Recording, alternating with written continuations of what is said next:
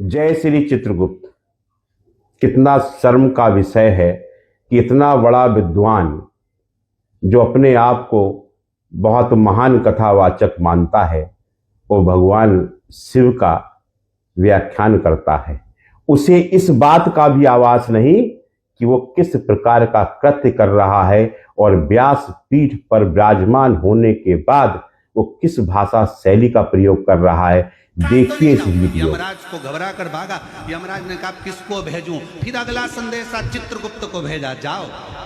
तो कहा इस मुछंदर के साथ नहीं जाऊंगी। ए चित्रगुप्त, फालतू की बात करना मत, सबका हिसाब रखना, मेरा हिसाब मत रखना। इसने जिस प्रकार से भगवान श्री चित्रगुप्त जी और भगवान यमराज पर अभद्र भाषा का प्रयोग किया है, ये दर्शाता है कि ये जाहिल व्यक्ति ना तो कथावाचक है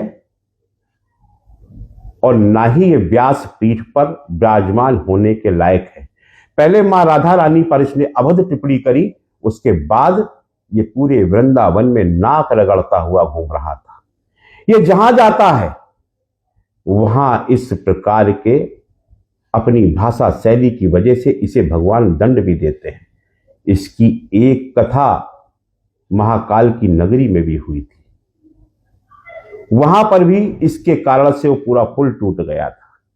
और अब ये नहीं मान रहा, इसने भगवान चित्रगुप्त जी पर जिस भाषा का प्रयोग किया है, अरे ओ प्रदीप मिश्रा सुन, तेरा अंत समय आ चुका है, तेरा काल तुझे पुकार रहा है। तेरे द्वारा किया गए कृत्य और जिस भाषा शैली का तूने हमारे इष्ट, हमारे देव, हमारे प्रभु पर जो टिप्पणी की है, इसका जवाब भी तुझे हम उसी ही भाषा में देंगे।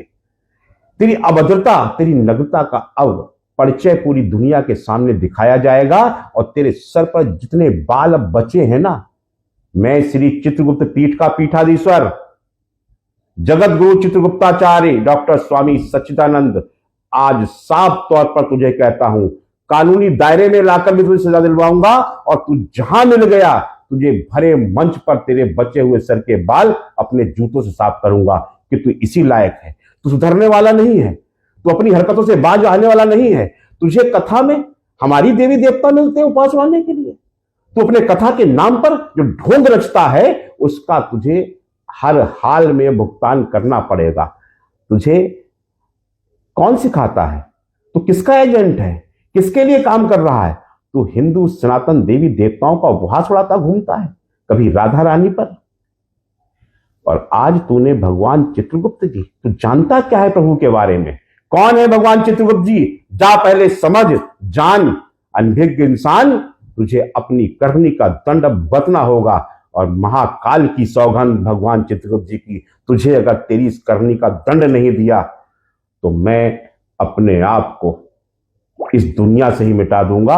जब तक तेरा हश्र नहीं समाप्त कर लूंगा तब तक शांत नहीं बैठूंगा। तेरी औकात और तेरी भाषा शैली का अब तुझे जवाब तेरी भाषा में दिया जाएगा। जय श्री चित्रगुप्त।